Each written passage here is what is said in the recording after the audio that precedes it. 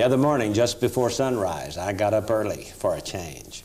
Went out into a clear sky and saw the brightness of the HALE-BOPP comet. Quite a sight. I invite you to get up early and go see it as well. For the next few months, it's going to be gracing our skies.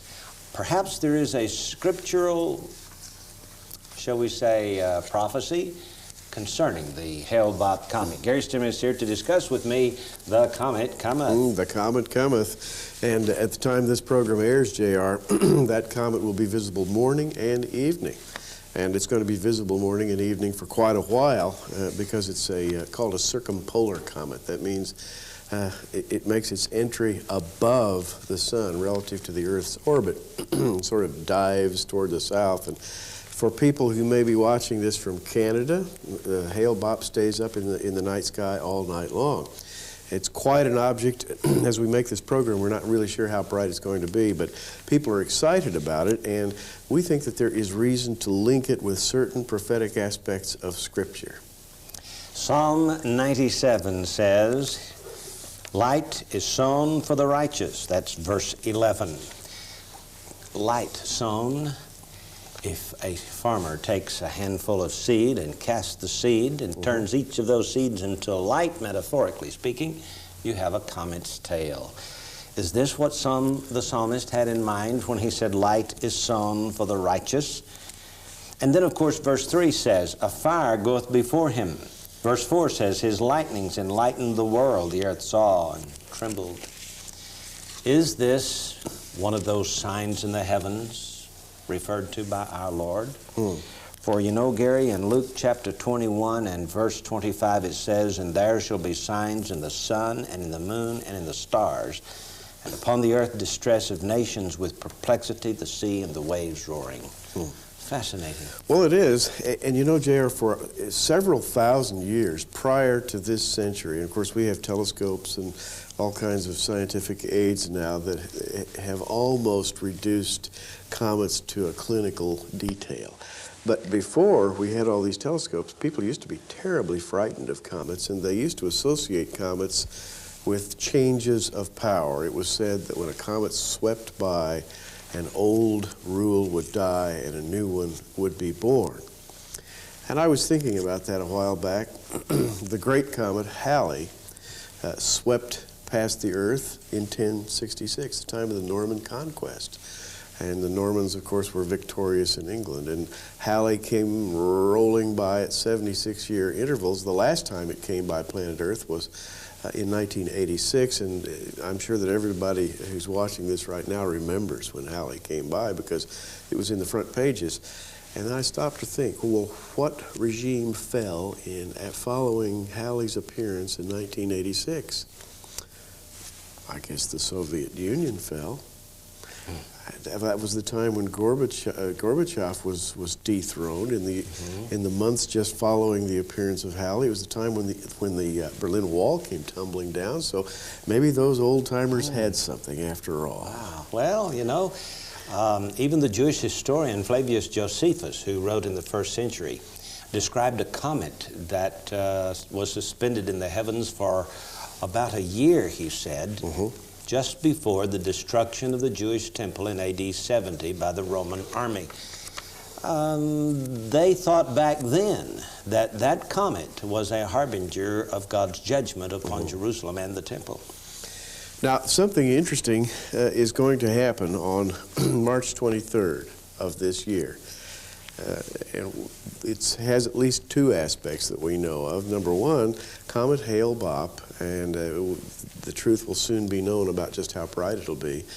But on March the 23rd, Comet HALE-BOPP makes its closest approach to Earth, about 122 million miles away. That's not terribly close.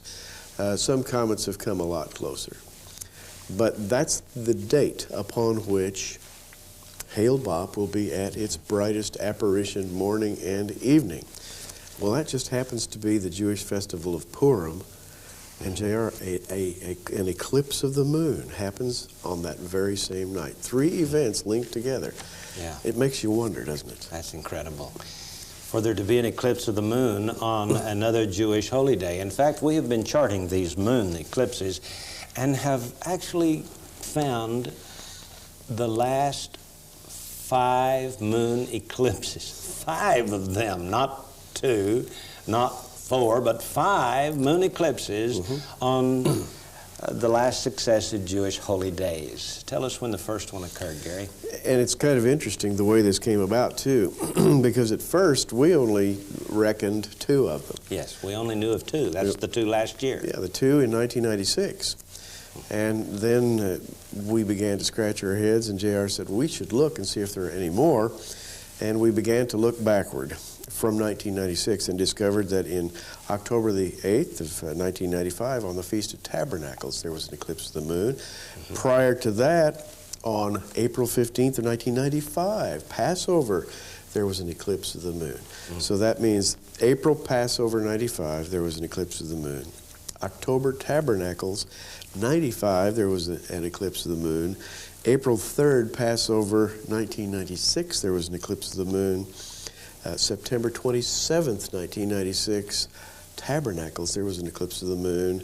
And the 5th one is going to be this March 23rd, 1997, on Purim.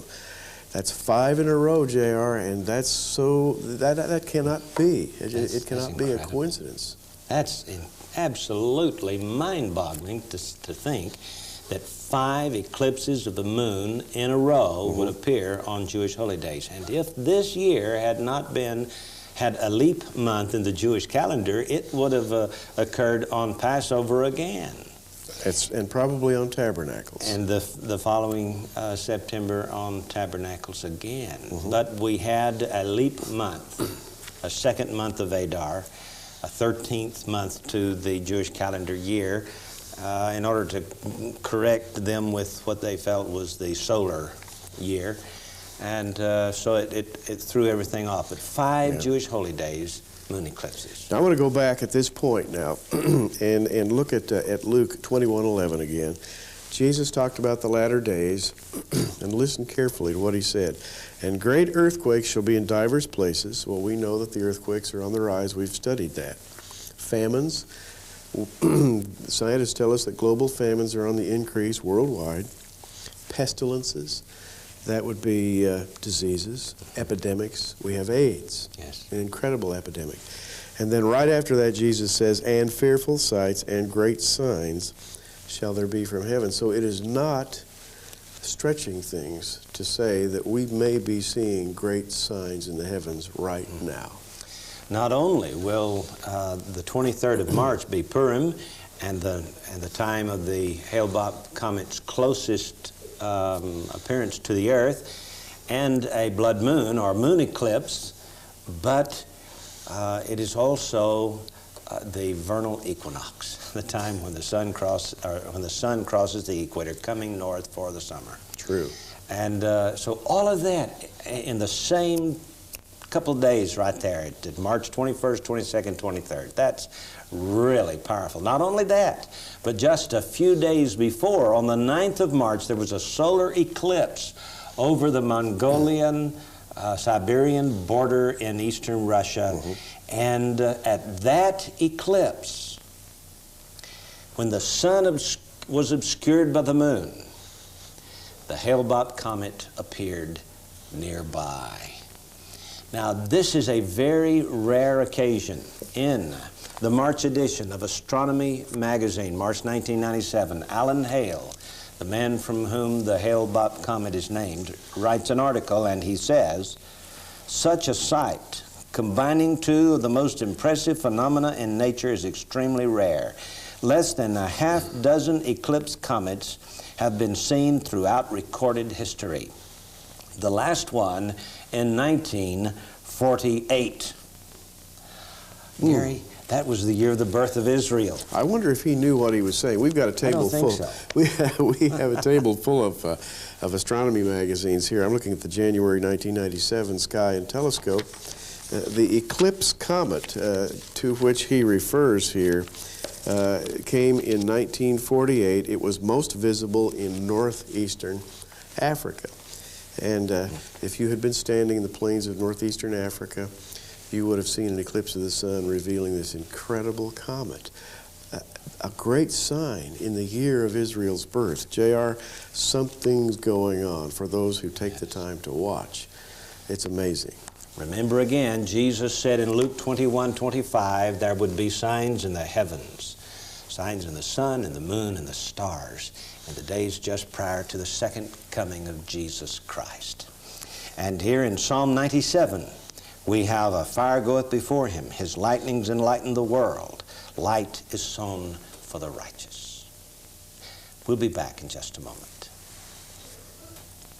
So we have all of these strange heavenly events occurring at this time. We have an eclipse of the sun, which in ancient cultures was always an evil omen. We have the eclipse of the moon, which likewise was not a happy face. We have a comet, which portended the overthrow of some potentate and the change of government. It's coming at this time on the Hebrew calendar date of Purim. Gary, let's talk about Purim. That really is a happy time for Israel, isn't it? It's a time of unparalleled, unbridled festivity for Israel. It's a time of wearing masks, exchanging gifts, having happy parties and feasting and desserts. And we have from Michael Strassfeld in the Jewish festivals, its observance centers around reading the scroll of Esther. Every time the name of the villain Haman is read, we make noise to drown out the name. Other rituals include a festive meal on the afternoon of Purim, sending gifts of food to friends, sending money to the poor. The day is also celebrated with costumes, masquerades, plays, parodies. It's a time of topsy-turvy giddiness for this very simple reason. It commemorates that time back in ancient Persia when the Jews were spared. The plot of the evil Haman was overturned in an instant, and the Israelites became victorious against all odds. Haman's plan was to eliminate every Jew from the face of the earth. That's right. It was the genocide of the Jewish people. It became national policy to exterminate the Jews as they would some vermin. Right. And the day was turned in favor of the Jewish people, and Haman himself was hung on the gallows that he had made for Mordecai. That's right. He built a giant gallows. No doubt it was a very elaborate gallows that would be very showy. He wanted to hang Mordecai high, and he ended up hanging on the same gallows. Now, there's a prophecy there, Gary. A prophetic significance to that story. I think it has to do with the Antichrist and the tribulation period. Right. It does, because Haman is a type of the Antichrist. It's been well pointed out that he's a type of Hitler, too. Purim is associated with the downfall of the Nazis at the end of World War II. Purim comes from the name Pur in Persian dialect, which means lot, such as a dice, casting lots. And that's the name of the holiday, because in order to determine the most propitious date upon which to kill the Jews, that is to enact his plan, Haman had his wise men roll the dice, and they came up with the perfect date, which they thought would accomplish their purposes by rolling the dice. Or a flip of the coin. Flip of the coin. Heads I win, tails you lose. And he thought he had it made, but in fact, he's the one that got hanged on the gallows, and his sons and all of his offspring were cast into eternal disrepute. By the way, it is said by the Jews that Haman was the offspring of the Amalekites. King Agag. Yes. He was an Agagite, and that makes him one of Israel's eternal enemies. And therefore, it brings us prophetically right down to the end of the ages, the Antichrist. The Jews say, that, by the way, that the Antichrist will be of Amalekite extraction. They mention Gog and Magog. Yes, they do. That Gog will be an Amalekite. And so Haman is a type of Gog in the battle of Gog and Magog. Question, will the battle of Gog and Magog be fought soon? That's quite a question to contemplate at this time, because of all of these, shall we say, evil connotations. These signs in the heavens occur on the very day of Purim. So you have Purim, March 23rd. the closest approach of Comet HALE-BOPP, Comet being a harbinger of some overthrow of power, an eclipse of the moon, eclipse being a harbinger likewise of some evil portent, and the theme of the holiday being Israel's surprising victory over seemingly overwhelming enemies. J.R., Israel is in a state of siege right now. There's just no doubt about it. Surrounded by literally millions of bloodthirsty people who want to drive Israel into the sea. This is overwhelming. It's the same picture you have in the book of Esther. Just recently we did programs entitled Hebron, the World is Watching, as Hebron was given to the Palestinians to rule. The Palestinian Authority has regained rule over most of Hebron. Of course, recently in the news, the Prime Minister of Israel has announced that new Jewish neighborhoods would be built in East Jerusalem.